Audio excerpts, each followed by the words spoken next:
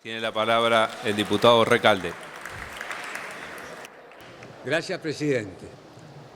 Como los compañeros de mi bloque y otros bloques ya han explicitado muy bien sobre la inconveniencia de que el Congreso se aboque a tratar la aplicación del artículo 76 con relación al diputado debido, voy a hacer algunas reflexiones que tienen que ver con todo lo que estuvimos discutiendo. Quiero decir que empezamos muy bien. Esta sesión empezó muy bien. Un homenaje a la compañera Evita, compartido por muchísima gente. Eso, la verdad, que me dio una alegría enorme, porque me trajo recuerdos, me trajo cargas afectivas, algunos cánticos que solemos hacer en las marchas, como por ejemplo cuando recordamos que las bombas, los fusilamientos, los compañeros muertos, los desaparecidos, son, la verdad, que para los militantes, los que militamos en la política y reivindicamos la política como una herramienta transformadora de la sociedad, siempre transformando hacia arriba, no hacia abajo, ¿no? Como le quieren hacer a la provincia de La Pampa, que baje el sistema jubilatorio, en vez de igualar hacia arriba, le piden que iguale hacia abajo. Bueno, esto es lo que me dio alegría. Después, bueno, la verdad, voy a cumplir exactamente el artículo 180 del reglamento, porque fue violado sistemáticamente. Y realmente nos tenemos que deber respeto recíproco, como dice el artículo 180. Todos nos tenemos que deber respeto recíproco. Incluso el diputado debido tendría que haber sido respetado, porque todavía no fue condenado, todavía no fue resuelta la cuestión. Mientras tanto sigue siendo un diputado en cumplimiento de su mandato. Digo esto para hacer algunas reflexiones.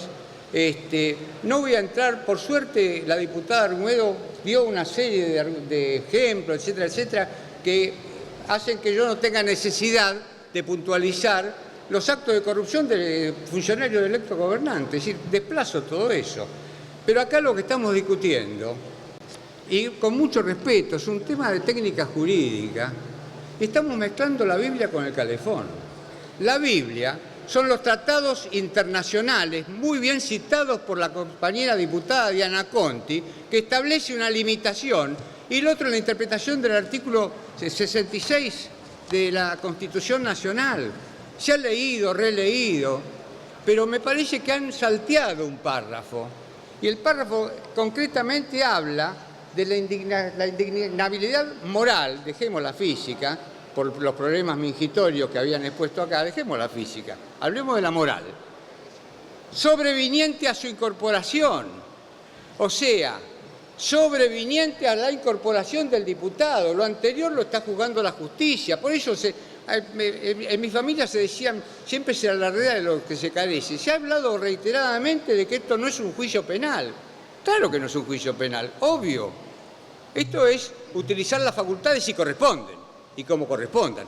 Además, nosotros, textualmente, a mí esto me tiene también una carga por mi especialidad laboral.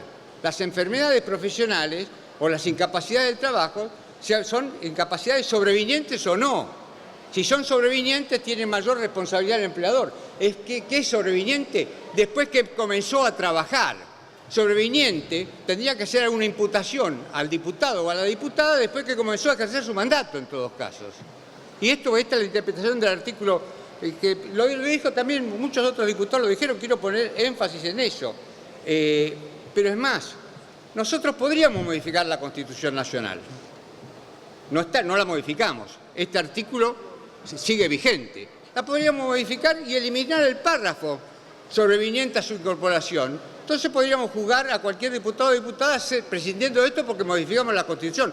Pero lo que no podemos hacer es modificar los tratados internacionales que nuestra República adhirió. Y los tratados internacionales están pidiendo una condena firme para esto. Para eso está la justicia. Y acá nosotros queremos terminar con la impunidad, cualquier impunidad, incluso la impunidad que significa la falta de respeto a la institucionalidad. Y la falta de respeto a la institucionalidad nos podría dar montones de ejemplos. Y con relación a la interpretación de este artículo, me voy a permitir citar el Tratado de Derecho Constitucional, tomo 2, de Horacio Rosati, página 264, que dice que en los fallos de la Corte Suprema no hay ninguna habilitación constitucional para examinar la habilidad moral anterior a la elección. Anterior a la elección. Esto lo dice Rosati, tira cita, tomo, página, para que veamos de qué se trata. Ahora, ¿por qué se mezcla esto? ¿Cuál es el calefón? El calefón es que estamos en una contienda electoral. Eso es obvio. Y por eso tenemos que distinguir. Uno puede hacer la contienda electoral, hacer la política partidaria, usar, recurrir, pero tenemos que ser esclavos de los tratados internacionales y de la Constitución. Esto es lo que estoy marcando.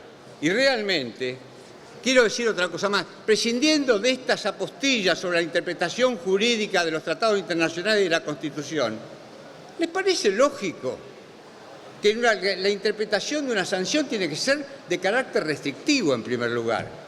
En segundo lugar, es de sentido común que en una semana podamos conseguir la exclusión o la remoción de un diputado o una diputada. En una semana. Esto me parece a mí que requiere una contienda y un debate mucho más profundo y mucho más intenso en la hipótesis que ustedes plantean, que no es la nuestra que no se puede. Bueno, no lo han hecho. Ahora, ¿qué pasa con esto? En mi lectura, la verdad, me parece que no le estamos dando al pueblo la respuesta que el pueblo también requiere, incluso esta, por supuesto que incluso esta, pero hay otros datos de la realidad, ¿qué es lo que está pasando? Y lo que está pasando son realmente datos conmovedores de la realidad social. La ciudad más rica de nuestro país es la ciudad autónoma de Buenos Aires y aumentó la mortalidad infantil. El distrito más rico de la provincia de Buenos Aires es San Isidro y aumentó la tuberculosis, que es una enfermedad absolutamente ligada al aumento de la pobreza. Esas son las cosas que nos tienen que preocupar. Nos tiene que preocupar la falta de institucionalidad del Ministerio de Trabajo, que está interviniendo a troche y moche, violando la ley 23.551, que establece un procedimiento y una competencia judicial. Le ha pasado a los sindicatos azucareros de Tucumán. Por suerte, la movilización paró la mano, pero también fue intervenido el SOMU con algunas explicaciones que se dieron acá. El sindicato de vigiladores intervenido. El sindicato de canillitas. La justicia que corresponde por su competencia en razón de la materia es la justicia de trabajo, la Cámara Nacional de Apelaciones del Trabajo, artículo 62 de la ley 23.551, que convalidó el proceso electoral. Recurrieron a la Corte Suprema de Justicia y la Corte convalidó también la legalidad y legitimidad del proceso electoral y aparece un juez, no es culpa del Congreso, en este caso. Quédese tranquilo, compañero Fernando, lo veo suspirar con tranquilidad. Un juez federal, en lo penal y correccional, interviene el sindicato. Es kafkiano. ¿Cómo va a intervenir? Y esto lo digo por el imperativo categórico de Kant también. Nosotros tenemos convicciones y principios, cada cosa en su lugar. No puede un juez de otra competencia intervenir en un sindicato. Pero no solamente eso, los judiciales de Mendoza están pasando por lo mismo y está sucediendo una circunstancia similar con una suspensión de las elecciones. ¿Sabe dónde? En el ingenio Ledesma, en Jujuy, donde todavía está prisionera Milagro Sala y le suspendieron la elección donde participaban 3 listas. Miren, yo esto conozco mucho. Si participan 3 listas en una contienda electoral, hay libertad sindical y hay democracia sindical. Y le anularon la elección. Y quieren intervenir. Esto realmente es violar los convenios 87 y 98 de la Organización Internacional del Trabajo. ¿Y cuáles son los datos de la realidad? ¿Qué pasó con el consumo de leche? Es el segundo país más caro en la adquisición de la leche. Bajó el consumo de leche y esto tiene que ver con la igualdad. Con el punto de partida para nuestros pibes y pibas. Porque los pibes y pibas subalimentados evidentemente tienen un punto de partida absolutamente inferior al que tienen. ¿Cómo puede ser? Bajó el consumo de carne. Los supermercados bajaron también la producción, la venta, perdón. Los shopping lo mismo. Tengo los porcentajes, no los voy a dar. ¿Qué pasa con el empleo? Es absolutamente el empleo. Es un desastre lo que está pasando. Lo dice Clarín, no lo digo yo. En el mes de abril, ¿sabe qué creció? Creció el empleo público. El empleo público creció 23.2%, abril del 2017, publicado en Clarín el jueves 29 de junio. Y el empleo privado bajó 46%. Esto significa que se redujo 50.600 empleos. De esto tenemos que preocuparnos. Yo estoy seguro que compartimos la preocupación. Pero dedicamos toda esta jornada insultándonos, agraviándonos, intercambiándonos. Somos todos corruptos, son todos delincuentes. ¿Qué es esto? ¿Qué transmitimos al pueblo argentino cuando hacemos esto? Discutamos técnicamente, jurídicamente, políticamente, pero respetándonos. Exhibamos ante el pueblo argentino que somos serios, responsables, que nos ocupamos de los problemas de la corrupción, de la impunidad, pero de las necesidades del pueblo también. Esto es lo que tenemos que transmitir, las necesidades del pueblo. ¿Qué pasa con la distribución del ingreso? ¿Qué pasa con la distribución del ingreso? Es un desastre. Cómo el decil más rico se está apoderando de toda la riqueza nacional. Cómo se asignaron los recursos. En noviembre del año pasado, la asignación de recursos de la riqueza nacional fueron, en números redondos, noviembre de 2016, 290.000 millones de pesos al sector alto y solo 35.000 millones al sector bajo. Y yo aplaudí al gobierno cuando extendió la asignación universal por hijo a los monotributistas y a los autónomos. Me pareció correcto y lo aplaudí. Ahora, las pymes, yo tuve reuniones con Cejera, con la Asociación PYME, con la Asamblea PYME, con el Frente de Productividad de Lanús, con la GEL, Barcén, las pymes de Morón, las pymes de San Martín, están en la lona, no pueden pagarle el tarifazo. Esos son los problemas que nos tienen que ocupar, ver qué pasa con las tarifas que están cerrando las pymes. San Martín, la capital de las pymes, está en la lona, presidente. ¿Qué pasa con las empresas que despidieron? Tenemos a los compañeros de PepsiCo acá, pero tengo una enorme lista de empresas que están despidiendo y siguen despidiendo. Y realmente, señor presidente, en vez de asignar recursos a los sectores más necesitados, le voy a contar qué pasa con el Plan Conectar Igualdad, hacia abajo. ¿Qué pasa con el PAMI? No da prestaciones. ¿Qué pasa con el Plan Progresar? No reparte. ¿Qué pasa con el Plan Curita? Recién ahora están dando algunos elementos. ¿Qué pasa con las pensiones no contributivas? Minga que se las están devolviendo. No se la están devolviendo. Que me perdone el senador De Angeli por copiarlo. El repro. ¿Sabe cómo redujeron el repro? Miren, yo fui un cuestionador del repro. Me equivoqué, hice autocrítica en el 2009 con General Motors en Rosario. Sirvió. Rosario, General Motors, iba a despedir y no despidió. Llegó a contratar 1.500 trabajadores más de lo que tenía. ¿Sabe qué pasó con los programas repro que tiene que adjudicar el Ministerio de Trabajo? 633.000 trabajadores menos recibieron la prestación. Ahí tenemos que apuntar, a sostener el empleo. Esta es una obligación constitucional. Lo leía hoy un compañero, diputado, el 75, inciso 19. Ese se incorporó el principio de justicia social como un principio constitucional. De eso tenemos que hablar. Y sí puedo seguir el plan remediar. Argentina sonríe. Desdentadamente sonríe ahora. El programa Sumar, la lucha contra el SIDA, la atención sanitaria en el territorio. ¿Y sabe qué?